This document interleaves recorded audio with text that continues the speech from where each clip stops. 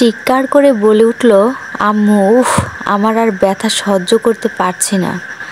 চিৎকারে পুরো বাড়ি নড়ে ওঠার মতো। পাগলের মতো হন্ত্রতন্ত্র হয়ে ছুটে আসে তার আম্মু। তার আব্বু অফিসের কাজে ব্যস্ত।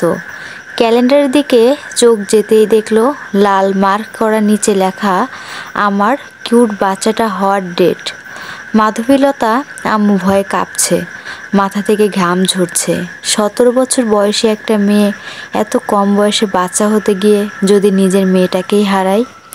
ফোন তুলে তাড়াহুড়া করে মাধবীলতার আব্বুর নাম টাইপ করে কল দিল। রিং হচ্ছে কিন্তু ফোন তুলছে না। মাধবীলতার আব্বু মিটিংয়ে থাকায় কলটা কেটে দিয়ে আবার মিটিংয়ে মনোযোগী হয়ে সবাইকে বুঝাচ্ছে। কাঁপা কাঁপা হাতে মেসেজ করলো, প্লিজ কলটা ধরো, মাধবীলতার খুব গুরুতর অবস্থা। মেসেজ দেখে কিছুটা ভয়ে ঢুকে গেছে মনের ভেতরে। কিছু হলো না তো মেয়েটার। এবার কল করতে ধরলো ওপাশ থেকে মাধবীলতার আম্মু। বলল, হ্যালো মাধবীলতার আম্মু, তোমার কণ্ঠ কেমন ভারী ভারী লাগছে, কি হয়েছে মাধবীলতা? কোনো দুর্ঘটনা ঘটলো না তো? মাধবীলতার আব্বু রুমাল দিয়ে বারবার কপালের ঘাম মুছতেছে।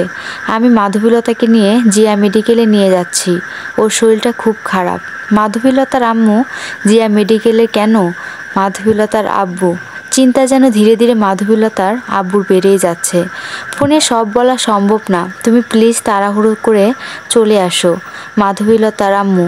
মাধবীলতার আব্বু এসে দেখে তার স্ত্রী একটা বেঞ্চেতে বসে ঝুঁকে কান্না করছে। পিঠে হাত রাখতেই চমকে উঠল। স্ত্রীকে জড়িয়ে ধরে চোখের জল মুছে দিয়ে বলল, সৃষ্টিকর্তা আছে আমাদের সাথে, তিনি আমাদের মেয়ের কিছুই হতে দেবে না, তার উপর বিশ্বাস রাখো। মাধবীলতার আব্বু, ভাবছিলাম আমাদের মেয়ের বাচ্চা হলে কি করব। মাধবীলতার আব্বু, চিন্তা করো না, আমি একটা না একটা ব্যবস্থা ঠিকই করে দেব। মাধবীলতার আব্বু তবুও বারবার প্রশ্নের পর প্রশ্ন করেই যাচ্ছে। সমাজে কিভাবে মুখ দেখাবো? তারা যদি প্রশ্ন করে বিয়ের আগে কিভাবে বাচ্চা হলো তখন? মাধবীলতার আম্মু, বললাম তো চিন্তা করো না, আমি আছি তো সব কন্ট্রোলে রাখার জন্য। মাধবীলতার আব্বু তার স্ত্রীকে শক্ত করে বুকে জড়িয়ে ধরে আছে, হু হু করে কান্না করছে। কান্নায় তার শার্ট ভিজে চুপসে যাচ্ছে। ডাক্তার বেরিয়ে এলো। মাধবীলতার আম্মু চোখের জল লেপটে লেপটে মুছে বলল, ডক্টর আমার মেয়ে কেমন আছে এখন? মাধবীলতার আম্মু, বাচ্চার মা একদম সুস্থ আছে। কিন্তু ডাক্তার, কিন্তু কি ডক্টর? এভাবে চুপ থাকবেন না। মাধবীলতার আব্বু, সরি, আমরা মাকে বাঁচাতে গিয়ে বাচ্চাকে বাঁচাতে পারিনি। আপনারা চাইলে পেশেন্টের সাথে এখন দেখা করতে পারেন। ডাক্তার চলে গেল কথাগুলো বলে। বিধাতার কাছে লাখ লাখ শুকরিয়া করলো স্ত্রী স্বামী মিলে। দুজনে মাধবীলতার রুমে ঢুকে মিষ্টি একটা হাসি দিল। মাধবীলতা তাদের দেখেও ওঠার চেষ্টা করলো। তখন তার মাধবীলতার আম্মু বলল, উঠিস না, ডক্টর তোকে রেস্ট নিতে বলেছে। মাধবীলতার আম্মু, আমার বাচ্চা কই? কই আমার বাচ্চা? পাগলের মতো বলতে লাগলো। দীর্ঘ শ্বাস ফেলে তার মাধবীলতার আম্মু বলল, তোর বয়স কম হওয়ায় বাচ্চা হয়েই মারা গেছে, তুই ভালো আছিস এটাই অনেক আমাদের কাছে। মাধবীলতার আম্মু, মিথ্যা মিথ্যা বলছো তোমরা, আমার বাচ্চাকে তোমরাই মেরেছো, কোথায় রাখছো বলো? কাঁদতে শুরু করে দিল। এতে মিথ্যা বলার কি আছে? মাধবীলতার আম্মু, তোমরা ডক্টরকে ঘুষ দিয়েছো তাই না? প্লিজ ফিরে দাও আমার বাচ্চাকে, প্লিজ, তোমরা যা বলবে আমি সব করতে রাজি। কেঁদে কেঁদে অনুরোধ করলো। বিশ্বাস না হলে ডক্টরকে বল, তারাই জানে বাচ্চা মারা গেছে নাকি বেঁচে আছে। মাধবীলতার আম্মু, তোমরা এতটা নিষ্ঠুর কিভাবে হতে পারলে? একটা নিষ্পাপ বাচ্চাকে কেন মারলে? এখনও কাঁদছে। এরই মাঝে চলে আসে মাধবীলতার আব্বু। মাধবীলতার সন্তান হারানোর ভয়ে লক্ষ্যের করে নিয়ে তার আব্বু বাহিরে চলে গেছে কখন। ফল হাতে রুমে ঢুকলো। মা মেয়ের কি কথা হচ্ছে? মাধবীলতার আব্বু, দেখো না তোমার মেয়ে কী সব আবল তাবল বকছে, আমরা নাকি ওর বাচ্চাকে মারার জন্য ঘুষ দিয়েছি। মাধবীলতার আম্মু, হ্যাঁ তোমরাই তো মেরেছ, তোমরা খুনি। গলা ফাটিয়ে বলল, চুপ, একদম চুপ। মাধবীলতার আব্বু একটা ধমকে পুরো রুম চুপ হয়ে গেল। বোঝাও তোমার মেয়েকে, কিছুতেই বুঝতেছে না জারক বাচ্চাটা মারা গেছে। মাধবীলতার আম্মু, শোনো, বাচ্চাটার মুখ থেকে মা ডাক শোনার ভাগ্য তখন ততর কপালে ছিল না, তাই মারা গেছে। যদি ততর ভাগ্যে থাকতো তাহলে অবশ্যই মা ডাক শুনতে পেতি। ভাগ্যর সাথে খেলা করে সবাই জিততে পারে না। ভুল সব অতীত, নতুনভাবে জীবনযাপন করে মাধবীলতার আব্বু। কিন্তু আব্বু, মাঝখানেই কথা বলা থামিয়ে দিলে মাধবীলতা। আমি কিন্তু শুনতে চাই না। বিয়ের জন্য নিজেকে রেডি করো, আর মাত্র 6 দিন পর তোমার বিয়ে। মাধবীলতার আব্বু, আব্বু আমি বিয়ে করতে চাই না। কেন? কায়েশকে বিয়ে করতে ইচ্ছা করে? বলো না তাহলে তোর কায়েশকে বিয়ে করতে। সব কথার এক কথা, আমি যাকে পছন্দ করেছি তার সাথেই তোর বিয়ে হবে। মাধবীলতার আব্বু কথাগুলো বলে উঠে চলে গেল তার অফিসের কাজে। কান্নায় ভেঙে পড়া মাধবীলতাকে তার আব্বু বারবার এভাবেই কেটে গেল 6 দিন। কিন্তু মাধবীলতার এখনও কোনো বিয়ের প্রস্তুতি নেওয়া হয়নি। আগ্রহ থাকলে তো প্রস্তুতি নেবে। তার বান্ধবীরা হাতে স্বর্ণের বালা পরিয়ে দিচ্ছে, কেউ বা মেকআপ করিয়ে দিচ্ছে, কিন্তু বারবার মেকআপগুলো লেপটে যাচ্ছে। এত কান্না করলে হয়? তার বান্ধবীর মন্তব্য। বান্ধবীরা মিটিমিটি হেসে হেসে ফুলসজ্জার রাতের দুষ্টু মিষ্টি গল্পের কথা। বাম হাতে শক্ত করে ধরে আছে বিষের বোতল। হয় কায়েসের সাথে পালাবো, নইলে বিষ পানে মৃত্যু ঘটবে। কায়েসকে বারবার কল দেওয়ার চেষ্টা, প্রথম কয়েকবার কলটা গেলেও ধরেনি। মেসেজ দিল, মরা মুখ দেখার জন্য রেডি থেকো। হঠাৎ করেই তার আম্মু রুমে ঢুকে বলল, তোমরা সবাই বাহিরে যাও। মাধবীলতার আম্মু, জি আচ্ছা আন্টি। বান্ধবীরা মাধবীলতাকে উদ্দেশ্য করে বলল, বাম হাতটা দে, সোহান তোর জন্য স্বর্ণের রিং পাঠিয়েছে। মাধবীলতার আম্মু মনের ভেতরে এক অজানা ভয় কাজ করছে। ঠোঁট ঠোঁট চেপে ধরে মাথা ঝাঁকিয়ে না বলে দিল। জোর করে বাম পিঠের পেছন থেকে আনতেই অবাক হয়ে গেল। বিষের বোতল ধরে আছে। সর্বশক্তি দিয়ে ডান গালে থাপ্পড় বসিয়ে দিল মাধবীলতার। চোখে পানি টলমল করছে, 5 আঙ্গুলের ছাপ পোস্ট বোঝা যাচ্ছে। হারামজাদি, আত্মহত্যার চেষ্টা করিস? থাক বন্দি হয়ে রুমের ভেতরে। বিয়ে না করে চেয়েও বিয়ে হয়ে গেল। বাসর ঘরে ঘোমটা দিয়ে বসে আছে মাধবীলতা। বুক ধুকধুক করছে ভয়ে। সোহান রুমে ঢুকে ছিটকেটি লাগিয়ে দিল। ছিটকেরি লাগানোর শব্দে ঘুমটার আড়াল থেকে মুখ তুলে তাকালো সোহানের দিকে। গলা ঝাড়িয়ে কাশি দিল এহেম এহেম।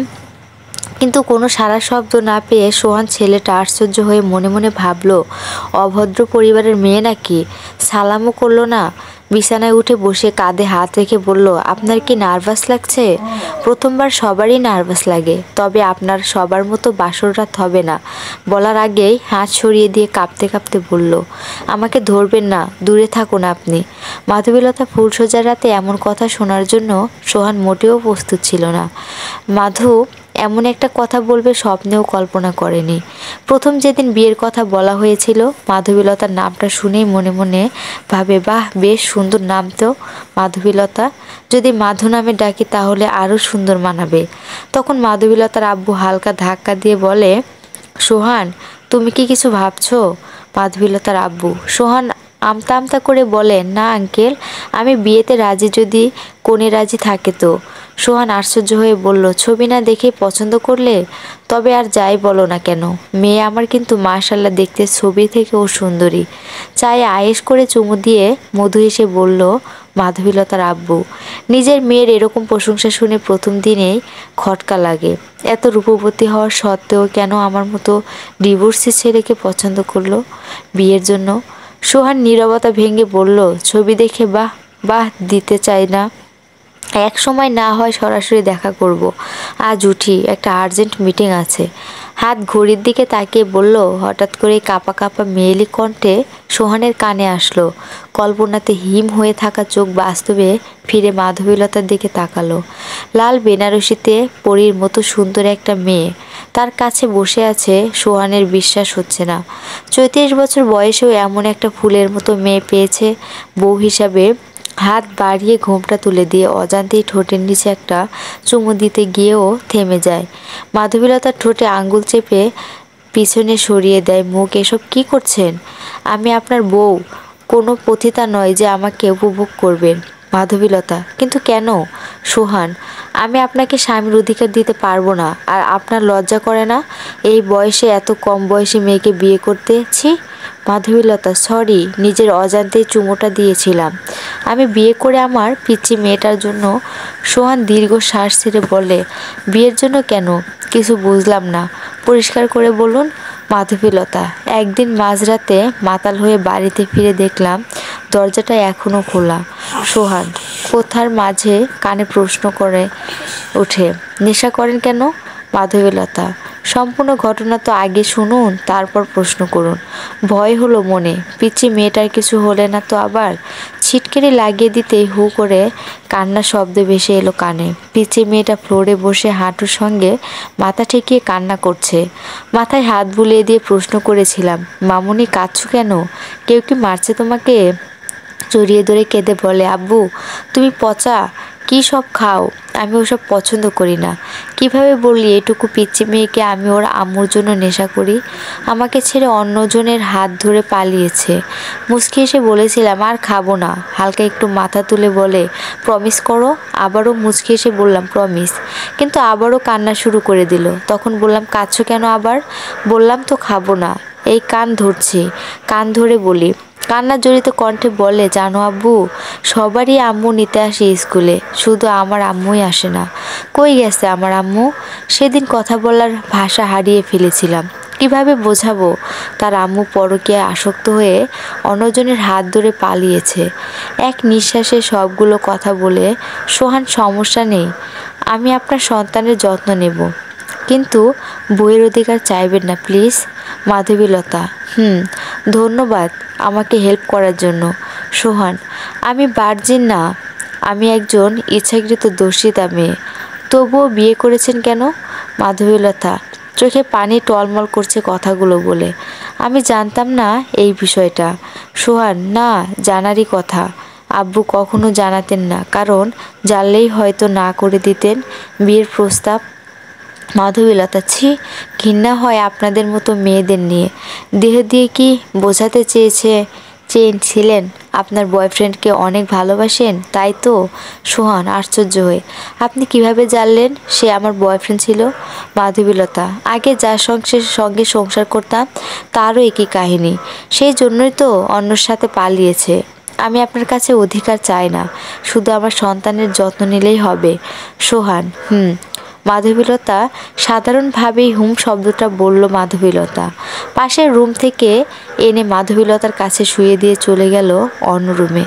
আর সবার মতো তাদের সেই রাত্রি সুখের হয়নি, ভাগ্যে ছিল না হয়তো। ঘুমের ঘোরে মাধবীলতা ছটপট করছে, কপাল ভেয়ে চুয়ে চুয়ে ঘাম টপ টপ করে পড়ে বালিশ ভিজে যাচ্ছে। স্বপ্নে দেখছে তার আব্বু কালো কোট পরে দাঁড়িয়ে আছে জিয়া মেডিকেলে। ডাক্তারের সাথে কি নিয়ে যেন কথা কাটাকাটি হচ্ছে। পকেট থেকে 1000 টাকার 3টা বান্ডিল বের করে দিয়ে ডাক্তারের হাতে ধরে দিল। ডাক্তার মাথা ঝাঁকিয়ে না না বলছে, আরও তা হাত ঠেলে দিচ্ছে। আরও 2টা বান্ডিল পকেটে পুরে দিল। ডাক্তারের মুখে এবার মিষ্টি একটা হাসি ফুটে উঠল। ডাক্তারের পেছন পেছন তার আব্বু যাচ্ছে। আশ্চর্য, মাধবীলতা বেডে শুয়ে আছে জ্ঞান শূন্য হয়ে। মাধবীলতার পাশে দোলনায় বেশ হাত পা নাড়িয়ে খেলা করছে একটা শিশু, দেখতে অনেকটা 80 বছরের বুড়োর মতো। মুখে হাত পায়ে টেপ পেঁচিয়ে দিয়ে একটা থলিতে ভরে দিল। তার আব্বু হেঁটে যাচ্ছে বস্তি এলাকাতে, ডাস্টবিন থলেটা ফেলে এদিক সেদিক তাকিয়ে চলে গেল। ঘুম থেকে ধড়মড়িয়ে উঠে বসলো বিছানায়। চোখ হাত রাখতেই বুঝলো জলে ভিজে গেছে 2 চোখ। পরের দিন সকালে রান্নার কাজ শেষ করে যখনই তার নতুন মেয়েকে ডাকতে যাবে, তখনই দরজার আড়াল থেকে ফিসফিসিয়ে কথা বলার আওয়াজ শোনা যাচ্ছে। দরজা হালকা ধাক্কা দিয়ে ভেতরে ঢুকে কোনো শব্দ ছাড়াই দেওয়ালের দিকে মুখ ঘুরিয়ে কথা বলছে তার পিচ্চি মেয়েটা। হঠাৎ পেছন ফিরে তাকিয়ে বলল, নতুন এই দেখো আমার বন্ধু। কিন্তু মাধবীলতা কিছুই দেখতে পারছে না। আর এই বাসায় 3 জন ছাড়া আর কেউই নেই বলেই মনে হয়, কারণ সোহান বলেছে তার মা বাবা বলতে পৃথিবীতে কেউ নেই। তাহলে কার সাথে কথা বলছে? একটা পিচ্চি মেয়ে দেখতে পাচ্ছে, কিন্তু আমি কেন দেখতে পাচ্ছি না? আশ্চর্য করার মতো ঘটনা। আর বুঝলেই বা কী করে তার পেছনে দাঁড়িয়ে আছি? এসব চিন্তা মাথার ভেতরে ঘুরঘুর করছে। কথাগুলো মনে মনে বলতে বলতে নিচে নেমে এলো। রান্নার জন্য পেঁয়াজ কাটছে। অবৈধ সন্তান পেটে থাকতে যতটুকু আবেগপ্রবল হয়ে যায়, অথচ সৎ সন্তানের প্রতি একটু মায়া স্নেহ তার ভেতরে জন্মায়নি। ফুলসজ্জার রাতে যখন সৎ মেয়েকে রেখে যায় তখন থেকেই হিংসা হতো। কেন হিংসা হতো? মাধবীলতা সেটা মানে খুঁজে পাচ্ছে না। মাঝখানে বালিশ রেখে ঘুমিয়ে পড়ে মাধবীলতা।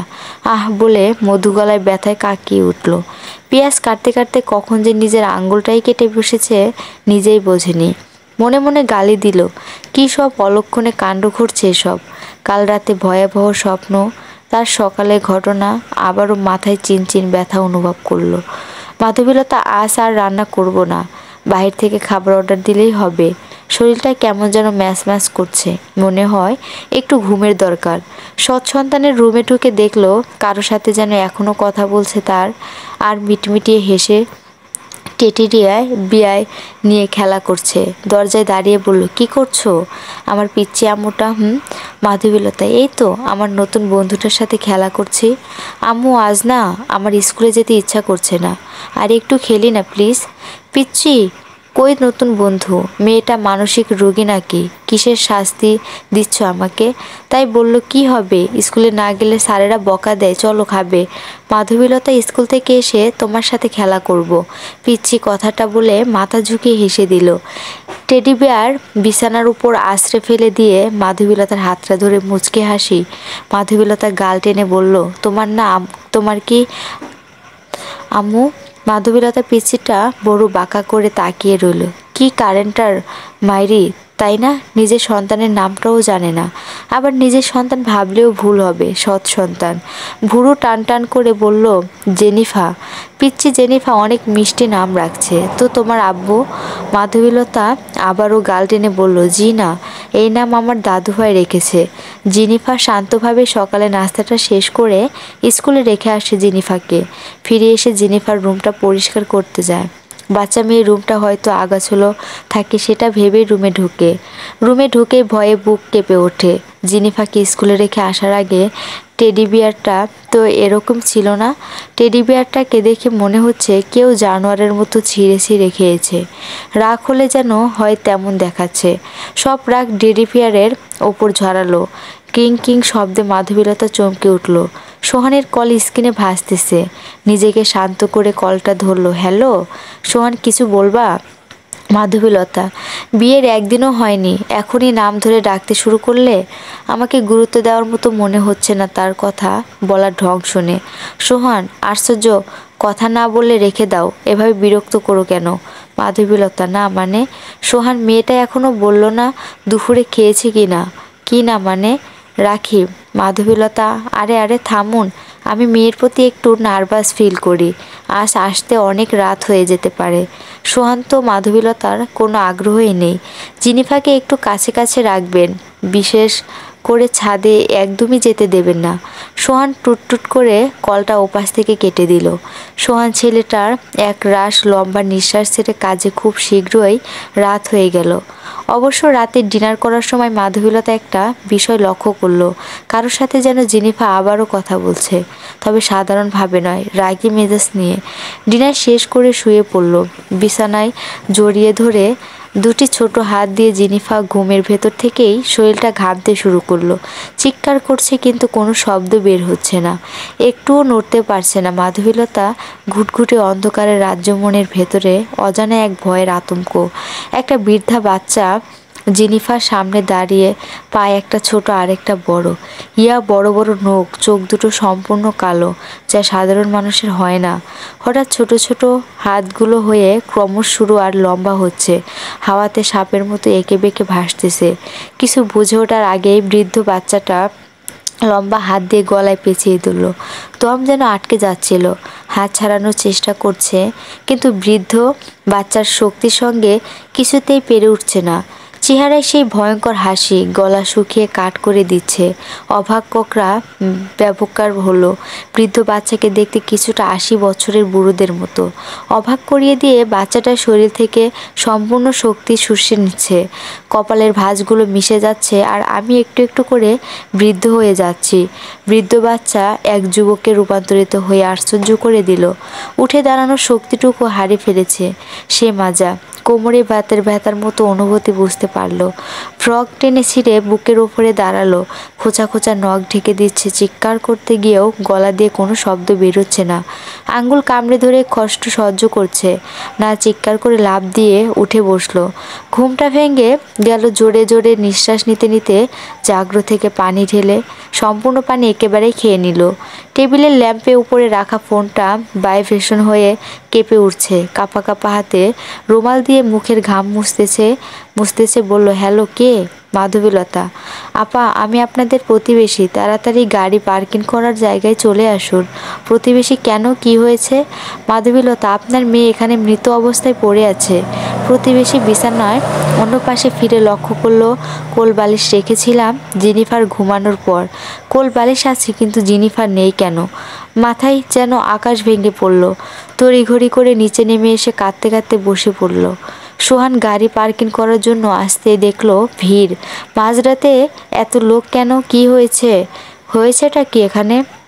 ভিড় ঠেলে সামনে যেতে আত্মা কেঁপে উঠল। একটা পিচ্চি মেয়ে, বয়স আনুমানিক 6 থেকে 7 বছরের মাঝামাঝি। কিন্তু অবাক কাণ্ড হলো, পিচ্চি মেয়েটাকে দেখতে 80 বছরের বুড়ির মতো লাগছে। গলায় কেউ একজন শক্ত করে চেপে ধরেছিল। 5 আঙ্গুলের পোস্ট কালো দাগ দেখা যাচ্ছে। 6 থেকে 7 বছরের পিচ্চি মেয়েটার চেহারা দেখে বোঝাই যাচ্ছে না এই মেয়েটা কে। কোঁকড়ানো চুল সাদা হয়ে গেছে। চেহারায় বৃদ্ধদের মতো বয়সের ভাঁজ পড়ে গেছে। বুকের ওপরে ধারালো কিছু দিয়ে ভেতর থেকে হৃৎপিণ্ডটা ছিঁড়ে বের করে নেওয়া হয়েছে। পাশে রক্ত ভেজা হাতের আশ্রয় চিহ্ন।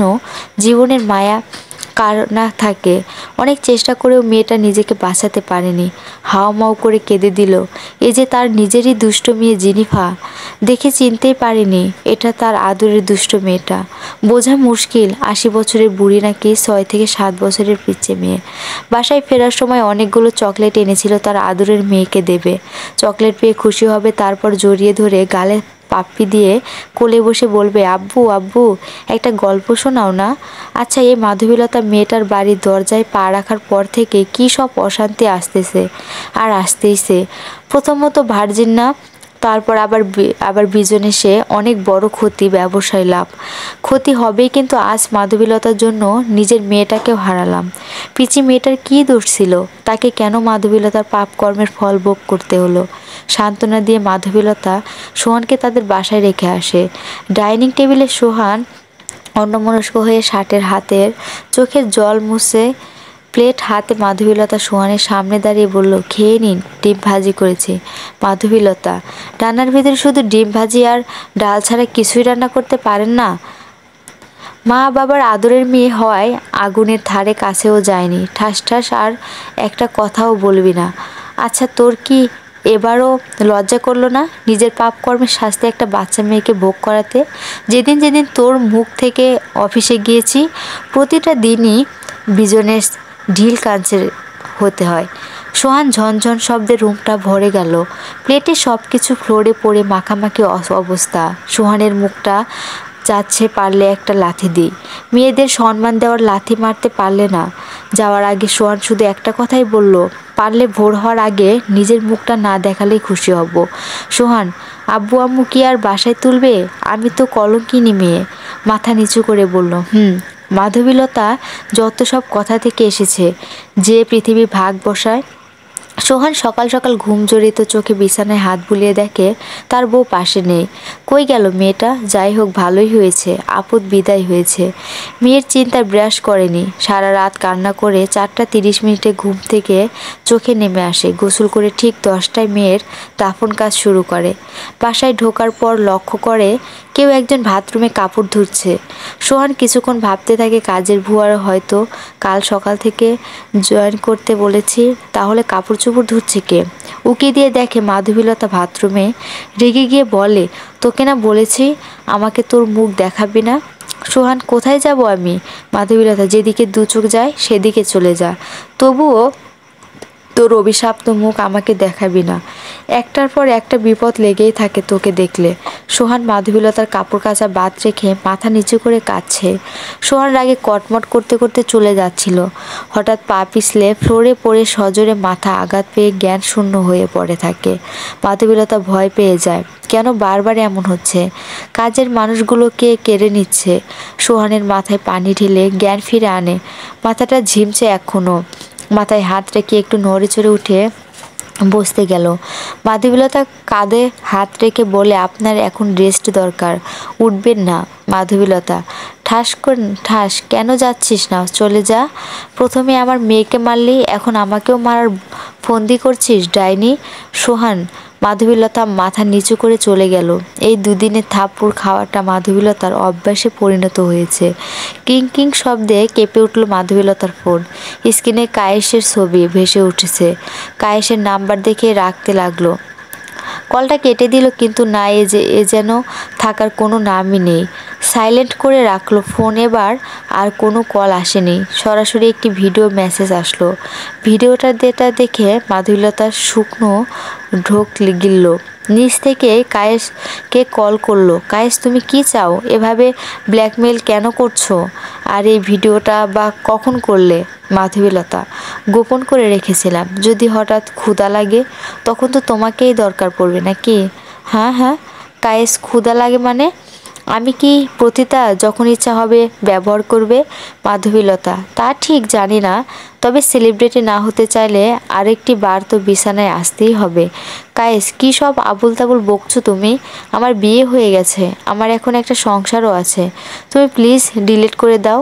মাধবীলতা, আফসোস, কাল সকালে যখন ইউটিউবে দেখবে তোমার আমার উলঙ্গ ভিডিও, হয়তো তোমার লাশ ফাঁসিতে ঝুলবে, নয়তো নষ্ট মেয়ের নামে এলাকায় ফেমাস হয়ে যাবে। একবার ভেবে দেখো, যুবক থেকে শুরু করে বয়স্ক লোক তোমার উলঙ্গ দেহ দেখবে আর মজা নেবে। তার থেকে ভালো আর একটিবার। কায়েস, আমি রাজি। মাধবীলতা, কোথায় দেখা করব? তাহলে রেস্টুরেন্টে নাকি বাসায়? কায়েস, তুমি আমার বাসায় আসো। মাধবীলতা, কেন? কোনো চালাকি চলবে না কিন্তু, তাহলে ভাইরাল করে দেব। কায়েস। কিছুক্ষণ নীরবতা রেখে কায়েস ওপাশ থেকে বলে উঠল, তাহলে কাল সকাল সকাল চলে আসি। কায়েস, না, সকালে কেন আসবে? তখন আমার স্বামী বাসায় থাকে। তুমি পারলে 12টার দিকে আসার চেষ্টা করো, তখন ফ্রি থাকবো। মাধবীলতা, কেন? আমার কি অফিস নেই নাকি?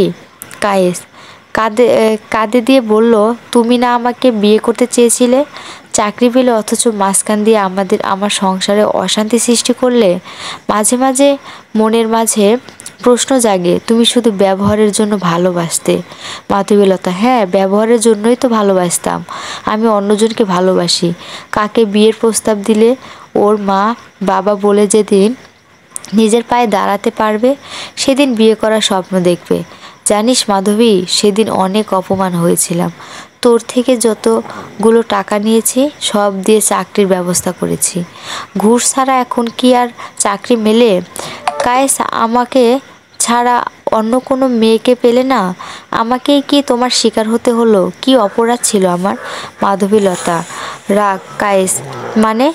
কার উপর রাগ ছিল? মাধবীলতা, তোর উপর রাগ ছিল। খুব অহংকারী ছিলি তোর অহংকারের কারণে মাটিতে পায়ে পড়তো না। কায়েস, এক সময় তোর সরি বলেছি সবাইকে। মাধবীলতা, সেটাও না।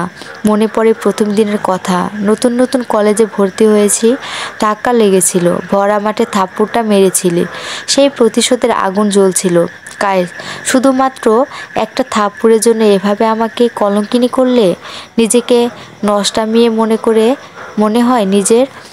মাধবীলতা, আর আমি এখনও কলেজে মাঠে মাথা নিচু করে হেঁটে যাই, মনে পড়ে যায় পুরাতন কথাগুলো। কায়েস দীর্ঘ শ্বাস ছেড়ে বলে, আবার সিগারেট খাচ্ছ? তোমাকে না বলেছি সিগারেট খাবে না? আমি এসব পছন্দ করি না। মাধবীলতা অজান্তেই রেগে যায় কায়েসের উপর। তো তুমি কিভাবে জানলে আমি সিগারেট খাচ্ছি? কায়েস অবাক হয়ে যায় মেয়েটা, কিভাবে বুঝলো আমি সিগারেট খাচ্ছি? এখন একটি বারও তো বলেনি আমি সিগারেট খাচ্ছি। তাহলে আমি যে তোমাকে ভালোবাসতাম, আমার মন বলে দেয় তোমার সব কষ্টের কথা। মাধবীলতা, দেখো আমাকে নিজের ছলনাময়ী জাদুতে ফেলিস না। বিছানায় আসার কথার মাঝে এসব কেন টানছিস? কায়েস, মাধবীলতা লম্বা একটা নিঃশ্বাস ছেড়ে, তাহলে কাল দেখা হবে, এখন রাখি। কায়েস, শোনো, তোমার বিয়ে হয়েছে ওই মেয়েটার সাথে। মাধবীলতা, আমার অনেক সুখে শান্তিতে সংসার করছি, আর কিছুদিন পর আমি বাবা হব। কায়েস, কথাগুলোর মাঝে কেন যেন একটা খুশি খুশি ভাব। বউ থাকতে কেন আমি? মাধবীলতা, একটা জিনিস কি প্রতিদিন খেতে ইচ্ছা করে? নারীদের প্রতি সব পরপুরুষের একটু হলেও আকর্ষণ থাকে। কায়েস, জানোয়ারের বাচ্চা, আল্লাহ তোদের একদিন না একদিন ধ্বংস করবেই। মাধবীলতা কাঁদতে কাঁদতে কথাগুলো কায়েসকে উল্লেখ করে বললে। ওপাশ কায়েস হা হা করে হেসে দিয়ে কলটা কেটে দিল। কায়েস আবার কিছুটা নাস্তিক টাইপের লোক। মাধবীলতা ডাইনিং টেবিলে বসে ঘুমাচ্ছে। সোহান কলিং বেল বাজাতে মাধবীলতা ঘুমের হাত তুলে বলে, বাইরে কিছু খেয়েছেন? মাধবীলতা টলটল করে মাধবীলতার চোখে চোখ রেখে তাকিয়ে থাকে। আজ হঠাৎ এত ভালোবাসা? খোঁজ কেন নিচ্ছে?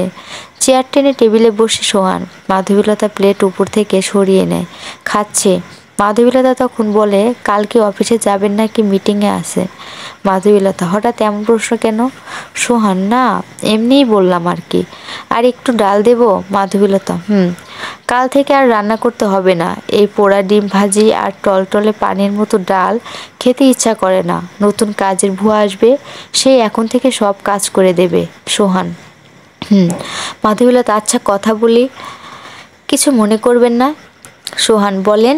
মাধবীলতা, বেশ কিছুদিন ধরে উল্টো পুল্টো স্বপ্ন দেখছি। আমি আবার ভূত প্রেতে ভয় করি। কিছু মনে না করলে বিছানাটা দুজনে শেয়ার করতে পারি? না না, রাখবেন না, মাঝখানে কোলবালিশ রাখবো। সোহান, সমস্যা নেই, তবে ধরার চেষ্টা করবেন না। মাধবীলতা চাদরটা দুজনে হচ্ছিল না। সোহান লাজুক ছেলে, লজ্জা বেশি পায়। গুটি গুটি হয়ে বাচ্চাদের মতো ঠক ঠক করে কাঁপতেছে। ঠান্ডা বাতাসে মাধবীলতা সিলিংয়ের দিকে তাকিয়ে ভাবছিল কিছু একটা। সম্পূর্ণ চাদর তার গায়ে জড়িয়ে আছে। সোহানের এমন অবস্থা দেখে বাচ্চাটার প্রতি মায়া হলো। মাঝখান থেকে কোলবালিশ সরিয়ে দিল। কাঁপতে কাঁপতে জড়িয়ে ধরল মাধবীলতাকে। উষ্ণ গরম অনুভব পেয়ে আরও এঁটেসেঁটে হলো মাধবীলতার সাথে। ঘুমন্ত অবস্থায় কাউকে এভাবে জাগানো উচিত নয়। একটু তো সহ্য করতেই হবে, এমন দুষ্টুমি, যেহেতু বিয়ে করা বউ। কিন্তু এটা একটু বেশি হয়ে গেল না? মাধবীলতার বুকে মাথা রেখে ঘুমাচ্ছে। এক ঝটকায় সরিয়ে দিল সোহানকে। থাপস করে পড়ে গেল ফ্লোরে। মাজায় ব্যথা পেয়ে আউট শব্দটা বের হয়। মাধবীলতা ধমকানি দিয়ে বলে, ভারী অভ্যস্ত তো আপনার।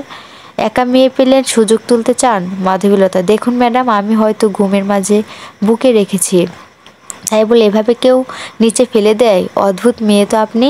সোহান, ওয়েট, তার মানে আপনি ইচ্ছা করে বুকে মাথা রেখেছেন? তা না হলে জানলেন কিভাবে বুকে মাথা রেখেছে? মাধবীলতা, এটাই তো বদ অভ্যাস, বুকে মাথা রেখে ঘুমানো। বিয়ে করেছি, একটু সহ্য করতে পারবেন না? অন্য কোনো ক্ষতি করব না, প্রমিস। সোহান, শুধু বুকে মাথা রেখে ঘুমাবেন, তার বেশি কিছু না। মাধবীলতা বিছানায় শুয়ে চাদর জড়িয়ে বলে, একটু জড়িয়ে ধরি, নয়তো শীত করবে। সোহান, চলবে।